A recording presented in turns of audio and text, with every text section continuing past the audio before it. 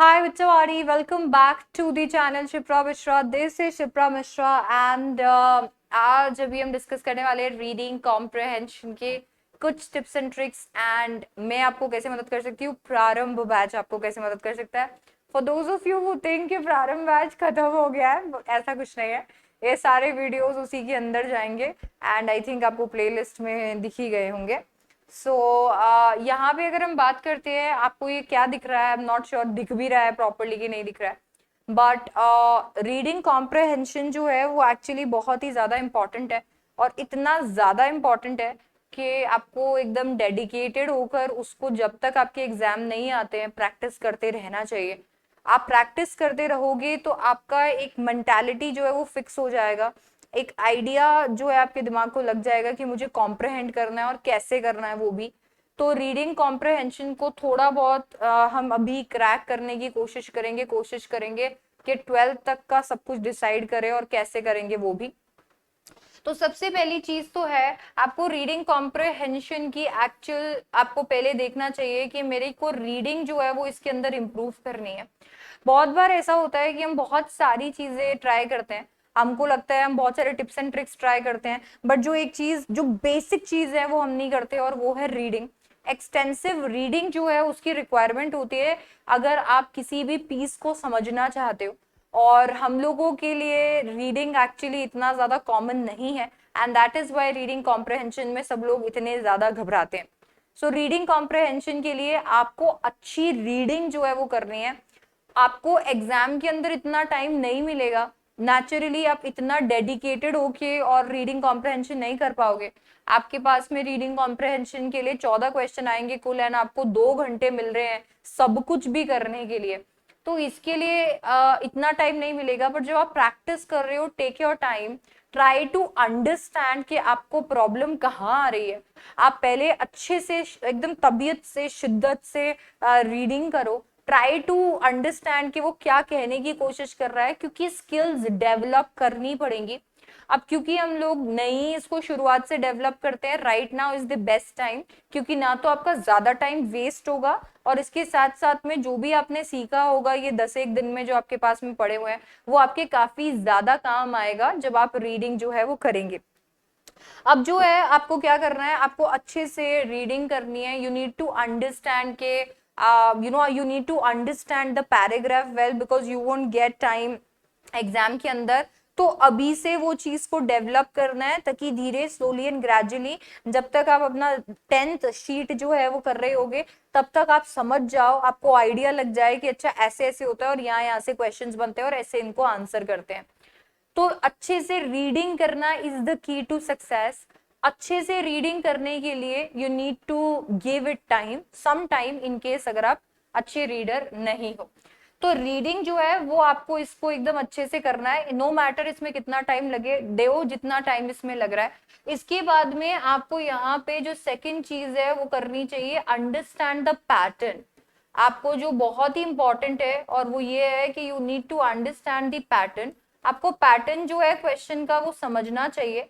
Questions कैसे पूछे जाते हैं जब आप वो समझोगे तभी तो आप बेटर तरीके से उन्हें आंसर कर पाओगे। थैंकफुली सीबीएसई ने ये बोला है कि जैसा सैंपल पेपर है एग्जैक्टली वैसा ही कहीं ना कहीं आपका जो मेन पेपर है वो होने वाला है। एंड क्योंकि वैसा ही वो होने वाला है कहीं ना कहीं, तो आप अभी अगर आपके पास में कुछ भी नहीं है, I am going to give you all these things, I will tell you कैसे क्या, बट आपके पास कुछ भी नहीं है, go through the sample paper once, try to understand the pattern, the types of questions जो कि पूछे गए हैं। मैंने सैंपल पेपर एनालिसिस में वो पूछे थे, I come up with another video also wherein I will be talking about the different types of questions जो कि रीडिंग कॉम्प्रहेंशन में पूछे जाते हैं एंड देन उसके बाद में वो क्या क्या पैटर्न है और क्या क्या तरीके के क्वेश्चन आपको तैयार करने चाहिए। माई analysis of the entire sample paper का रीडिंग कॉम्प्रहेंशन सेज कि ज्यादा वाई और हाउ वाले क्वेश्चंस आते हैं, रीजन जो होता है वो ज्यादा आपसे करवाया जाता है। सो यहाँ पे आपको क्या करना है, आपको पहले तो पैटर्न को अंडरस्टैंड करना है एंड देन आपको यहाँ पे जैसे अपने टाइप जो है वो समझ लिए हैं, अब आपको सेलेक्ट करना है। देखिए हर क्वेश्चन जो है वो रीडिंग कॉम्प्रहेंशन में डिफिकल्ट नहीं होगा, कुछ एक क्वेश्चंस ही है जिनको डिफिकल्ट रखा जाएगा ताकि आपको ऐसा लगे कि रीडिंग कॉम्प्रहेंशन का ये जो पैसेज है बहुत डिफिकल्ट था। सबसे पहले जैसे आपने पैटर्न अंडरस्टैंड किया, आपने टाइप अंडरस्टैंड किया, now you need to select the questions that are easy for you. बहुत सारे बच्चे होते हैं जिनका वोकैबुलरी बहुत अच्छा होता है, उनके लिए वोकैबुलरी वाले क्वेश्चंस आसान हो जाएंगे। बहुत सारे बच्चे डायरेक्ट क्वेश्चंस को बहुत जल्दी लोकेट कर लेते हैं, क्योंकि वो जल्दी लोकेट कर लेते हैं उनके लिए डायरेक्ट क्वेश्चंस आसान हो जाएंगे। And trust me, direct questions भी होते हैं। देन इसके बाद में वाई और हाउ वाले क्वेश्चंस आते हैं। वाई और हाउ वाले क्वेश्चंस अगेन तब आसान होते हैं जब आप अच्छे से रीडिंग करते हो। तो after you've read the passage and all, you have understood the pattern of the questions। अपने क्वेश्चंस का पैटर्न समझ लेना है। इसके बाद में you need to select best questions for you, कि मेरे लिए बेस्ट क्वेश्चंस कौन से हैं, कौन से ऐसे क्वेश्चंस हैं जो मैं बहुत अच्छे से कर लूंगा, एंड देन कौन से क्वेश्चंस हैं जो मेरे से अच्छे से नहीं होंगे। किसी भी चीज को कॉन्कर करने का एक बहुत अच्छा तरीका होता है कि आप एक्सेप्ट कर लो। मतलब समटाइम्स हम लोग सोचते हैं देखा जाएगा पेपर के अंदर एंड ऑल दैट, आप एक्सेप्ट कर लो कि यार ये तरीके के क्वेश्चंस मुझे आते हैं, ये तरीके के क्वेश्चंस मुझसे नहीं होते हैं। आप एक्सेप्ट कर लोगे कि ये 3 तरीके के ऐसे क्वेश्चंस है, ये अगर ऐसा एग्जैक्ट पेपर में क्वेश्चंस आते हैं तो ये 3 ऐसे क्वेश्चंस है जो मेरे से नहीं होंगे।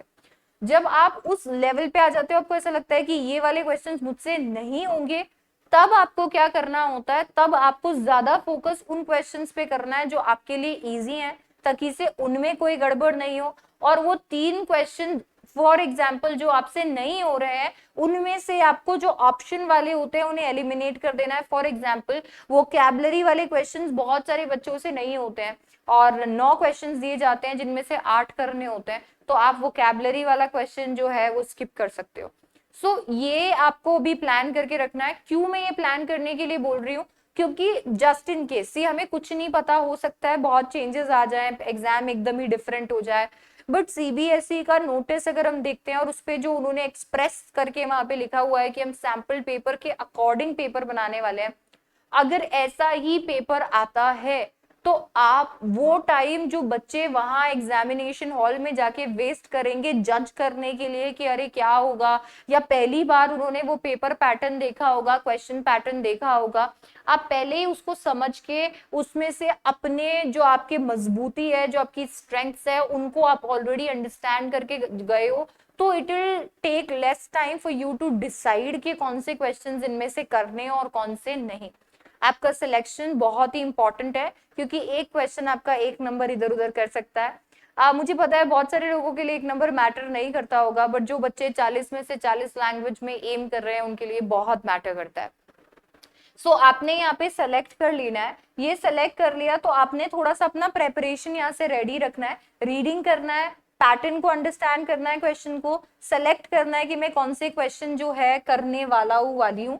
अच्छा, ये सब मैं अभी क्यों करवा रही हूँ और ये सब मैं क्या बताई जा रही हूँ, मुझे क्यों करना है, मैं वो भी बता दूंगी। जैसे ये हो गया, इसके बाद में मेरे को खुद को अपने आप को समझना है, आपको खुद पे ट्रस्ट करना है, किसी और पे नहीं।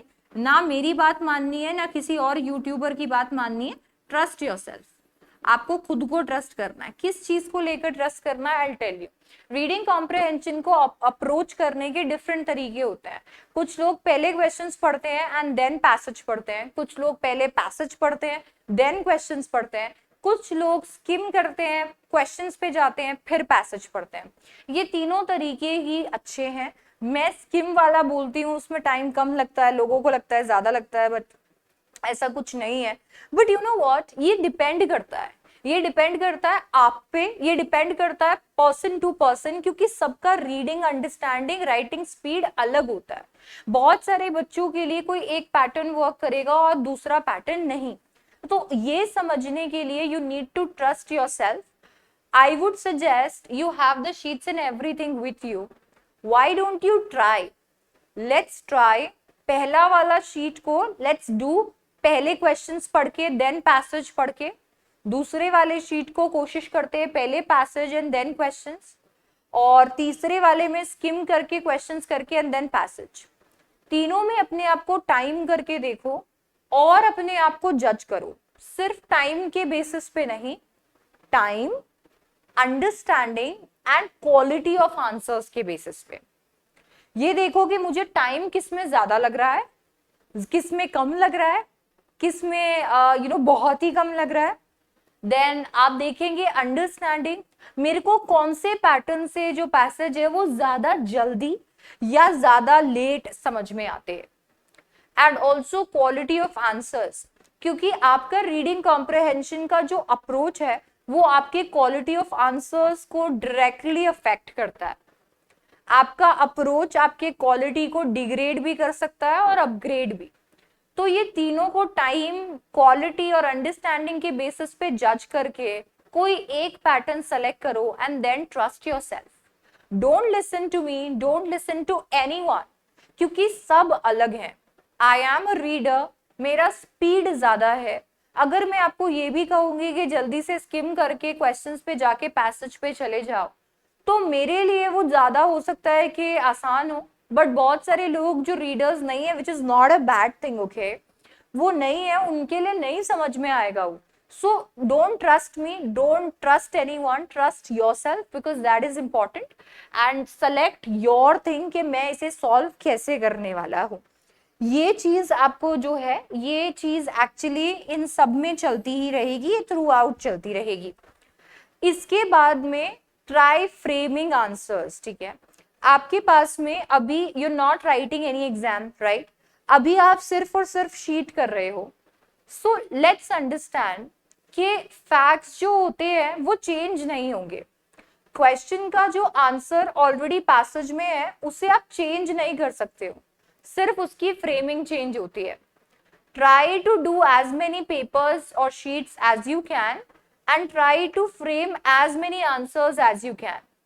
लास्ट ऑप्शन हमेशा यही होता है कि हम गए, हम पैसेज में से एग्जैक्ट वर्ड जो है वो हमने उठा के रख दिया, बट देन ऑल्सो ट्राई कि इसको अगर मैं खुद लिखता तो मैं कैसे लिखता।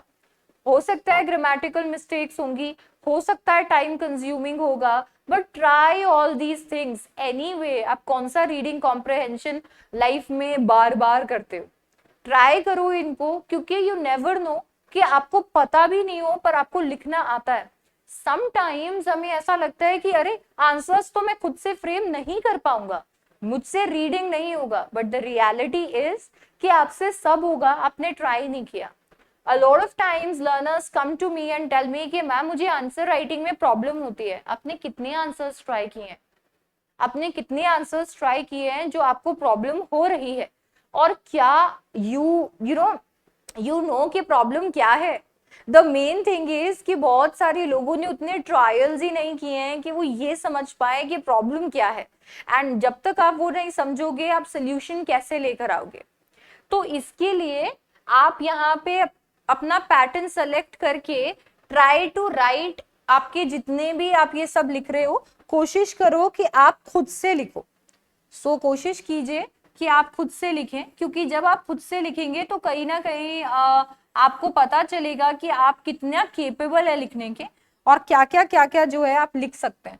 तो आपको यहाँ पे कोशिश करना है कि आप आंसर फ्रेमिंग पे फोकस करें, आंसर्स को फ्रेम करने पे फोकस करें, क्योंकि इंग्लिश के अंदर क्वेश्चंस टफ नहीं होते हैं जब सब्जेक्टिव होता है, इंग्लिश के अंदर चेकिंग टफ हो जाती है। तो इसके लिए हम आंसर फ्रेमिंग को ट्राई करेंगे, हम कोशिश करेंगे डिफरेंट वेज, डिफरेंट क्वेश्चंस के साथ में। ट्रस्ट मी, मैं आपको 10 शीट्स दूंगी एंड 10 शीट्स में आपने ये सब कुछ ट्राई किया तो आज आप रीडिंग कॉम्प्रहेंशन के जिस भी स्टेज पे होगे 10 दिन के अंदर अंदर आप बेस्ट स्टेज पे पहुंच ही जाओगे। अगर आप ये 10 पैसेज सोच रहे हो मैं तो आज ही बैठकर कर लूंगा, ऐसा नहीं है। ट्राई की आपकी हैबिट में आए, खास करके सुबह 9 बजे से लेकर 2 बजे के बीच में, ताकि आपका माइंड कॉम्प्रहेंडिंग स्किल को टाइम के साथ में कनेक्ट करे। वो टाइम के साथ में कनेक्ट करेगा तो जब आप इंग्लिश का पेपर लिख रहे होंगे तब आपको रीडिंग कॉम्प्रहेंशन शॉक नहीं लगेगा। टर्म 1 में reading comprehension was a shock, क्योंकि आपने उसे हल्के में लिया था। आपको लग रहा था कि रीडिंग कॉम्प्रहेंशन कौन प्रिपेयर करके जाता है, आफ्टर ऑल हम वहां जाते हैं, पैसेज दिखता है, उसमें से टिक ही तो करना होता है।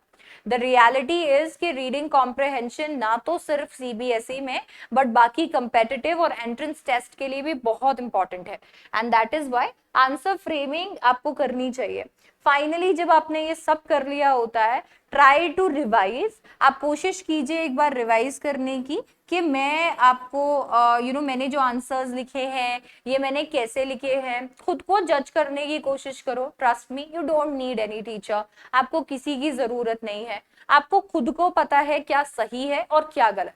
इन केस आपको ऐसा लगता है कि आप नहीं जज कर पा रहे हो अपने आंसर्स को, you can always match your answers with your buddies, आपके फ्रेंड्स के साथ आप मैच कर सकते हो, करेक्ट आंसर्स के साथ आप मैच कर सकते हो। आफ्टर ऑल उससे आपको ये तो पता चल जाएगा कि की पॉइंट्स क्या है और आपने वो मेंशन किए हैं या नहीं। तो ये सारे जो 6 पॉइंट्स मैंने आपको बताए हैं, ये 6 पॉइंट्स है रीडिंग कॉम्प्रिहेंशन को प्रिपेयर करने के लिए। आपको कुछ नहीं करना, आपको नीचे मैंने डिस्क्रिप्शन बॉक्स में एक टेलीग्राम चैनल का लिंक दिया है, एब्सोल्युटली फ्री है उसे ज्वाइन करना। And don't worry, I won't run any ads, वो सिर्फ एक सोर्स है आपको चीजें थोड़ा जल्दी पहुंचाने का। ड्राइव के अंदर डालना कभी कभी मैं भूल जाती हूँ, मैं बहुत बड़ी भुलक्कड़ हूँ, तो वहां पे मैं बहुत जल्दी डाल देती हूँ। एंड अगर आप मेरे साथ टेलीग्राम पे हो भी ऑलरेडी, तो आपको पता है कि चीजें कितनी जल्दी आप तक पहुंच जाती है। तो आप मेरे टेलीग्राम चैनल को ज्वाइन कीजिए और वहां पे आपको ऐसी दिखने वाली प्रारंभ बैच की शीट्स जो है मिलेंगी। यहाँ पे प्रैक्टिस शीट लिखा हुआ है एंड यहाँ पे शीट नंबर लिखा हुआ है। ये शीट्स आपको मिलने वाली है। 10 रीडिंग कॉम्प्रिहेंशन की शीट्स में डाल रही हूँ इन लास्ट के डेज के लिए। ट्रस्ट मी, अगर आप ये शीट्स कर लेते हो, I try to select questions from different books which I am trying to do and I am doing, and I will try to select questions जो कि सैम्पल पेपर से काफी मिलते जुलते हो। बट ट्रस्ट मी, अगर आप ये कर लोगे और आप जब रीडिंग कॉम्प्रिहेंशन को फेस करोगे, आज का अपना लेवल और 13th को रीडिंग कॉम्प्रिहेंशन को जो आप फेस करोगे, उस लेवल में आपको डिफरेंस पक्का लगेगा। रीडिंग कॉम्प्रिहेंशन टफ इसके लिए है क्योंकि आपने ट्राई नहीं किया। ट्राई कीजिए, कोशिश कीजिए, एफर्ट्स डालिए, इजी हो जाएगा। आपने पूरे साल एनीवे इंग्लिश नहीं पढ़ा है, तो मैंने भी सोचा कि आप अभी ही पढ़ेंगे तो अभी ही पढ़ा दिया जाए। तो अब तो कम से कम इस पे फोकस कीजिए। आई नो आपके बहुत बच्चों के एग्जाम्स हैं, 7th को केमिस्ट्री का पेपर चल रहा है, ह्यूमैनिटीज के बच्चों के ऑलरेडी एग्जाम्स शुरू हो चुके हैं। But reading comprehension will hardly take 45 minutes आपके पूरे टाइम का। And even if you are giving it full time और आपको 2 पैसेज करने में 2 घंटे भी लगते हैं, विच इज फाइन, डरो मत, यू आर जस्ट स्टार्टिंग। अभी आप ये चीज जाकर आप सोचो एग्जाम में करोगे तो क्या होगा, एटलीस्ट जो हो रहा है घर की ही बात है। तो इसके लिए आप डरो मत, आपको जितना भी टाइम लगता है, आई डोंट थिंक कि ये टाइम ज्यादा होगा। एनीवे हम लोग इधर उधर टाइम वेस्ट कर देते हैं, इट्स ओनली गुड। अगर ये भी आपको मोटिवेट ना करे तो ये समझ लेना कि 40 में से 14 नंबर आपको पास करवा सकते हैं। 14 नंबर का है रीडिंग कॉम्प्रिहेंशन, 13 नंबर पासिंग होते हैं। अगर हम वैसे सोचें तो 40 में से 14 नंबर ये होल्ड करता है। अगर आप ये अच्छे से प्रिपेयर करके जाते हो तो आपको लिटरली किसी और चीज को प्रिपेयर करने की जरूरत नहीं है, for all those of you जो सोचते हैं मैं सिर्फ पास हो जाऊं। सो ये मोटिवेटिंग होगा। और अगर बाय चांस इसको थोड़ा सा भी आपने खराब कर दिया तो इंटायर पेपर खराब हो जाएगा, just like term 1। So that ये जो आपके टिप्स हैं, these are my tips, and ये ऐसे तरीके का पेपर आपको जो है वो मिल जाएगा। ये वाला जो पेपर है, इस पेपर के अंदर आपको मैंने कोशिश किया है कि मैं मेंटेन करके रखूं सैंपल पेपर वाला स्टैंडर्ड, और यहाँ पे आपको क्वेश्चंस और ऑप्शन सब कुछ वैसे मिल जाएंगे। सो आप इन्हें डाउनलोड कर सकते हैं, I will send it right away Telegram पे, एंड आप इन्हें डाउनलोड करके एंड देन सॉल्व करना शुरू कर सकते हैं। आप अपने फीडबैक को अबाउट रीडिंग कॉम्प्रिहेंशन, अगर आप रीडिंग कॉम्प्रिहेंशन को आपको लगता है आप इनफ प्रैक्टिस कर चुके हो और आपको पता चल चुका है कि आपका प्रॉब्लम क्या है, तो आप कमेंट डाउन करके मुझे बता सकते हो कि रीडिंग कॉम्प्रिहेंशन में एग्जैक्टली क्या प्रॉब्लम हो रही है। मैं कोशिश करूंगी कि मोस्ट कॉमन प्रॉब्लम्स को एड्रेस करूं नेक्स्ट वीडियो में, ताकि हम लोग 13 से पहले ही उन्हें ओवरकम कर लें। अभी हम इंग्लिश के लिए 10 डेज निकाल रहे हैं, तो आई थिंक हम लोग इनके अंदर जितना हो सके अपने प्रॉब्लम्स पे वर्क करके जितने भी हिंड्रेंसेस है 40 आउट ऑफ 40 और हमारे बीच में उन्हें ओवरकम करें। आई होप आपको ये वीडियो पसंद आया होगा और आपको पता चल गया होगा कि आपको रीडिंग कॉम्प्रहेंशन की तैयारी कैसे करनी है। ये सारी चीजों को दिमाग में रखोगे और ये सारे सॉल्व करोगे तो राइट तरीके से प्रैक्टिस होगी, क्योंकि आपको ऐसा लगता है मैं जल्दी जल्दी जल्दी जल्दी करूं, उसकी वजह से प्रैक्टिस ही नहीं हो पाती है। Take your time, time management हो जाएगा अगर आपको ये सॉल्व करना आ गया। टाइम मैनेजमेंट के लिए मुझे या किसी भी यूट्यूबर को आपको कोई टिप्स देने की जरूरत नहीं पड़ेगी, आप खुद ही कर लोगे। द प्रॉब्लम इज कि आपको आया नहीं है वो, आप रीडिंग करते नहीं हो, आपका माइंड उसके लिए प्रिपेयर्ड नहीं है, and that is why it's taking too much time, जो कि नहीं लेगा ये। आफ्टर आप 10 छोड़ो, आप 5 भी कर लोगे तो भी आपको पता चल जाएगा कि ये ज्यादा टाइम नहीं लेगा। With that being said, अभी मैं आपसे मिलूंगी नेक्स्ट में। Don't forget to like, share and subscribe. Also don't forget to share this with your friends, क्योंकि वो अगर ये अभी फॉलो करेंगे एंड वो लोग रीडिंग कॉम्प्रहेंशन करेंगे तो आप दोनों अपने आंसर्स को मैच कर पाओगे, एंड आपको जो भी क्वेश्चंस के अंदर लगता है डिफिकल्टी है उनको आप इसी वीडियो के कॉमेंट के अंदर भी बता सकते हो। I'll try to come up with the solutions very soon. So I'll see you in the next one. Bye bye. Take care.